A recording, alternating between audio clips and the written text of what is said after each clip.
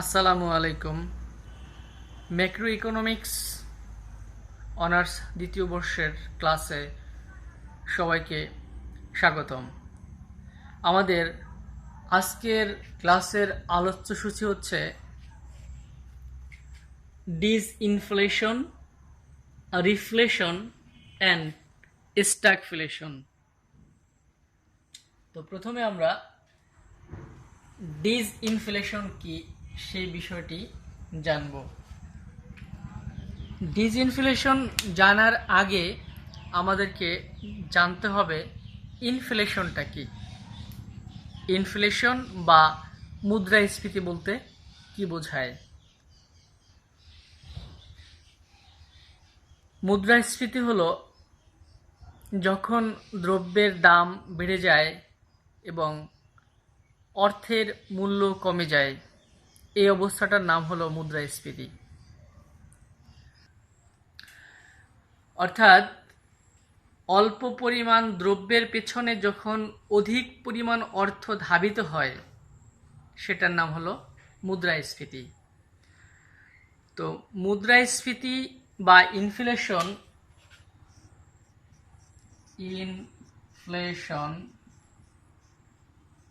এই মুদ্রাস্ফীতি বা ইনফ্লেশন কে দুটি কারণে আমরা বা দুটি ভাগে ভাগ করতে পারি। একটা হলো ডিমান্ড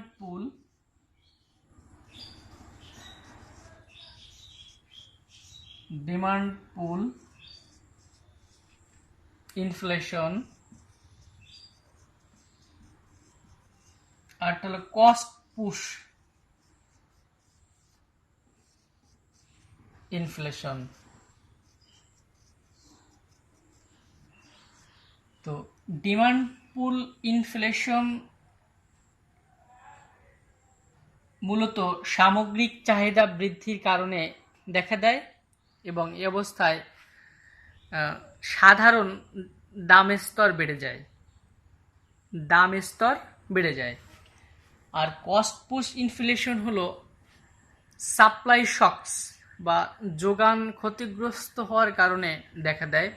এছাড়া সরকার যখন ট্যাক্সের পরিমাণ বাড়িয়ে দেয়, এ সময়ও কস্ট পুশ ইনফ্লেশন দেখা যায়। আরও অনেক কারণ রয়েছে, বিশেষ করে উৎপাদনের উপকরণগুলোর দাম বেড়ে গেলেও এই কস্ট পুশ ইনফ্লেশনের দেখা দেয়। তো আমরা একটা জিনিস ক্লিয়ার হতে চাই, সেটি হলো সাধারণ দামের স্তর যখন বাড়বে সেটার নাম হলো ইনফ্লেশন। যেমন আমরা ধরে নিই 6.5% আমাদের দেশে বর্তমান ইনফ্লেশন রেট। এখন আমরা ঠিক ইনফ্লেশনের যে উল্টা একটা বিষয়, সে হলো ডিফ্লেশন।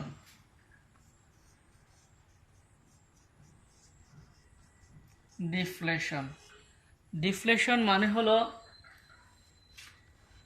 মুদ্রাস্ফীতির ঠিক উল্টোটা, মুদ্রার সংকোচন। অর্থাৎ অর্থের মূল্য বেড়ে যাবে, দ্রব্যের দাম কমে যাবে। অর্থাৎ এই যে ইনফ্লেশন তার ঠিক উল্টোটা। তো ইনফ্লেশন দেখলাম আর ডিফ্লেশন দেখলাম। আমরা এখন দেখব ডিসইনফ্লেশন। ডিসইনফ্লেশন বলতে আমরা মূলত কি বুঝি? ডিসইনফ্লেশন বলতে বোঝানো হয় সময়ের পরিপ্রেক্ষিতে যখন মুদ্রাস্ফীতির হার হ্রাস পায়, সময়ের পরিপ্রেক্ষিতে যখন মুদ্রাস্ফীতির হার হ্রাস পায়, ওই অবস্থার নাম হলো ডিসইনফ্লেশন। এই ডিসইনফ্লেশন বোঝানোর জন্য আমরা একটি উদাহরণ নিয়েছি, সেটি হলো জাপানের একটি উদাহরণ। জাপানের উদাহরণটি আমরা 3টি বছরকে নিয়ে দেখাবো। সেটা হলো 1990 সালে কি ঘটনা ঘটেছিল, 1992 সাল এবং 2000 সালে কি ঘটনাগুলো ঘটেছে। এইটা আমরা 3টি ক্যাটাগরি থেকে বোঝানোর চেষ্টা করব। তো আমি যেটা বলেছিলাম যে ডিসইনফ্লেশন, যে মুদ্রাস্ফীতির হার হ্রাস পাওয়া। তো এটা বোঝানোর জন্য শুধু কি তাই, output growth rate, inflation rate এবং unemployment rate. Output growth rate যেটাকে বলতে পারি আমরা জিডিপি রেট, জিডিপি, এই জিডিপি বলতে পারি। ইনফ্লেশন মানে মুদ্রাস্ফীতি, এবং আনএমপ্লয়মেন্ট তো তোমরা বোঝো, সেটা হলো বেকারত্বের হার। তো ডিসইনফ্লেশন এর সময় যেটা হয়ে থাকে, আমাদের আউটপুট বা গ্রোথ রেট কমতে থাকে, ইনফ্লেশন রেটটাও কমতে থাকে, এবং আনএমপ্লয়মেন্ট রেটটা বাড়তে থাকে। এই সিচুয়েশনটার নাম হলো ডিসইনফ্লেশন। আমরা একটু চার্টটা দেখি। 1990 সালে জিডিপি গ্রোথ রেট বা আউটপুট গ্রোথ রেটটা ছিল 5.2%, ইনফ্লেশন রেট ছিল 2.4% এবং আনএমপ্লয়মেন্ট রেট ছিল 2.1%। 1992 সালে সেটি কি অবস্থা আমরা সেটা একটু দেখি। যে 1992 সালে যেটা ছিল, জিডিপি গ্রোথ রেট মানে কমে কমে কোথায় এসছে, 1%-এ চলে এসেছিল। ইনফ্লেশন রেট 2.4 থেকে কমে 1.7%-এ চলে এসেছে। আনএমপ্লয়মেন্ট রেট বেড়ে গেছে 2.1 থেকে 2.2। তো আমরা যে ডিসইনফ্লেশনের ডেফিনেশনে বলেছি যে মুদ্রাস্ফীতির হার কমবে আর আনএমপ্লয়মেন্ট হারটা বাড়তে থাকবে, সাথে আমাদের গ্রোথ রেটটাও কমতে থাকবে। আমরা 2000 সালের চিত্রটা যদি আমরা 1990 সালের সাথে তুলনা করি, তাহলে কি পাই? জিডিপি গ্রোথ রেট বা unemployment growth, output growth rate ছিল 5.2 আর শেষে দাঁড়িয়েছে 2.8-এ। ইনফ্লেশন রেট 2.4 ছিল, সেটি এসে দাঁড়িয়েছে 1.6%-এ। আর আনএমপ্লয়মেন্ট রেট যা ছিল 2.1%, সেটা বেড়ে দাঁড়িয়েছে 4.7%। আশা করি এই উদাহরণ থেকে তোমরা একটা জিনিস ক্লিয়ার হলো, সেটি হলো ডিসইনফ্লেশন বলতে কি বোঝানো হচ্ছে। Lower inflation rate with higher unemployment rate, আমরা সেটা এখানে দেখলাম। অর্থাৎ মুদ্রাস্ফীতির হার কমতে থাকবে, আনএমপ্লয়মেন্টের হারটা বাড়তে থাকবে। এই যে পরিস্থিতি, এই পরিস্থিতিটার নাম হলো ডিসইনফ্লেশন। তোমাদের 1 নম্বরের প্রশ্ন আসতে পারে, 4 নম্বরের প্রশ্ন আসতে পারে। আজ এরপর আমাদের যে আলোচ্য বিষয় সেটি হলো রিফ্লেশন। তো রিফ্লেশনটা কি? আমরা এত সময় যেটি আলোচনা করলাম ডিসইনফ্লেশন, এই ডিসইনফ্লেশনের ঠিক বিপরীত অবস্থাটি হলো তোমার এই রিফ্লেশন। আমরা ডিসইনফ্লেশনে দেখেছি মুদ্রাস্ফীতির হার কমতে থাকে, এইখানে মুদ্রাস্ফীতির হারটি বাড়তে থাকে, বেকারত্বের হার কমতে থাকে।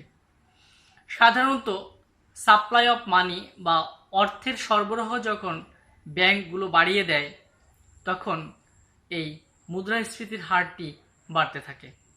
আশা করি বিষয়টি তোমরা বুঝতে পেরেছ। এবার আমাদের যে আলোচ্য বিষয় সেটি হলো স্ট্যাগফ্লেশন। এই স্ট্যাগফ্লেশন শব্দটি দুটি শব্দ থেকে এসেছে।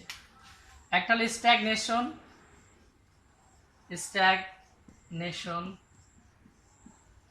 স্ট্যাগনেশনের স্ট্যাগ, আর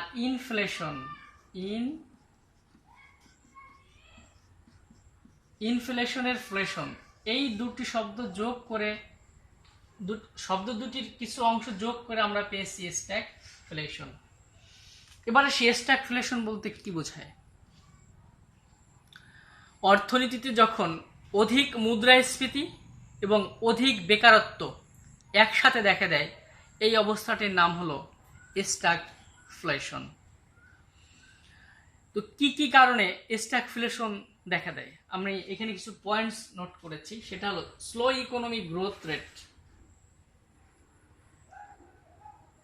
স্লো ইকোনমিক গ্রোথ, অর্থাৎ স্ট্যাগফ্লেশন হলে ইকোনমিতে গ্রোথ রেট বা জিডিপি গ্রোথ রেট হবে স্লোলি। কেন স্লোলি হবে? অধিক বেকারত্ব যখন থাকবে, প্রোডাকশন হাউসগুলো প্রোডাকশন কমিয়ে দিবে, আর প্রোডাকশন হাউস যখন প্রোডাকশন কমিয়ে দিবে তাহলে ওই অবস্থাটার নাম হবে, ওই অবস্থায় কি হবে, আমার উৎপাদনও কম হবে, যে জন্য বলেছি আমরা স্লো ইকোনমিক গ্রোথ। তারপর বলছি রাইজিং প্রাইস। রাইজিং প্রাইস কেন? এই রাইজিং প্রাইস মানে দামের স্তর ক্রমাগতভাবে বেড়েই যাবে। তো দামের স্তর যখন ক্রমাগত বেড়েই চলবে, এটির নাম হলো ইনফ্লেশন। যখন স্ট্যাগফ্লেশন দেখা দেয় তখন ইনফ্লেশনটা মূলত cost push inflation. Cost push inflation কতগুলো কারণে দেখা দেয়। একটা হলো সাপ্লাই শক। সাপ্লাই শক মানে হলো যোগান যদি ক্ষতিগ্রস্ত হয় তাহলে মূলত এই কস্ট পুশ ইনফ্লেশন দেখা দেয়। এছাড়া উপকরণের দাম যদি বেড়ে যায় তখন উৎপাদন খরচ বেড়ে যাবে, তখন আমরা বলবো কস্ট পুশ। বিশেষ করে গভর্নমেন্ট যখন ট্যাক্স ইম্পোজ করে, এই ট্যাক্স ইম্পোজ যখন করা হয় তখনই মূলত আমাদের দেশে ব্যয় বৃদ্ধিজনিত বা কস্ট পুশ ইনফ্লেশন বা ব্যয় বৃদ্ধিজনিত মুদ্রাস্ফীতি দেখা দেয়। তো আশা করি স্ট্যাগফ্লেশন বিষয়টি বুঝতে পেরেছো। এখন এটি আমি একটি চিত্রের মাধ্যমে দেখাতে চাই। চিত্রের এদিকে হলো রিয়েল জিডিপি বা প্রকৃত জিডিপি, বা আমি যদি বলি আউটপুট, আর এদিকে হলো প্রাইস লেভেল। এখানে সামগ্রিক চাহিদা রেখা এবং সামগ্রিক যোগান রেখা একটা বিন্দুতে ভারসাম্য অর্জন করেছে, যেখানে এতটুকু আমাদের রিয়েল জিডিপি এবং এতটুকু আমাদের প্রাইস লেভেল আছে। ধরি এটা হলো পি নট প্রাইস লেভেল আর এটা হলো কিউ নট হলো রিয়েল আউটপুট বা জিডিপি গ্রোথ। এখন স্ট্যাগফ্লেশন মানে হলো প্রাইস লেভেল বেড়ে যাবে। প্রাইস লেভেল কি কারণে বাড়ে? আমি প্রথমে বলেছিলাম যে মূলত স্ট্যাগফ্লেশন কেন দেখা দেয়, সাপ্লাই শকস হলে বা কস্ট পুশ ইনফ্লেশন দেখা দিলে। তো কস্ট পুশ ইনফ্লেশন কখন দেখা দেয়? যখন ট্যাক্স ইম্পোজ করা হয়। ট্যাক্স ইম্পোজ করলেই কি হবে, প্রোডাকশন কমে যাবে, আর প্রোডাকশন যখন কমে যাবে তখন সামগ্রিক যোগান রেখা এই বাম দিকে স্থান পরিবর্তন করবে। এটা AS1, এটা হলো এগ্রিগেট সাপ্লাই কার্ভ 2। এখন আমরা কি দেখতে পাচ্ছি, নতুন একটা এটি বিন্দু, নতুন আর একটা বিন্দুতে তাদের ভারসাম্য হয়েছে, যেখানে প্রাইস লেভেল এই অবস্থা থেকে বেড়ে গেছে, P1 হলো, আর আউটপুট পূর্বে থেকে কমছে। এই আউটপুট কমা মানে হলো আমার বেকারত্ব বেড়ে গেছে। আউটপুট কমা মানে বেকারত্ব বেড়ে গেছে। তাহলে এই যে চিত্রটির নাম হলো ফিগার স্ট্যাগফ্লেশন।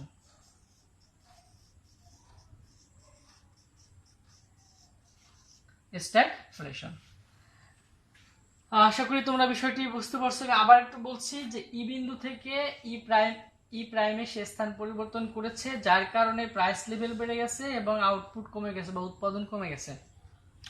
এই উৎপাদন কমা মানে হলো অর্থনীতিতে বেকারত্ব বেড়ে গেছে এবং দামের স্তর বেড়ে গেছে।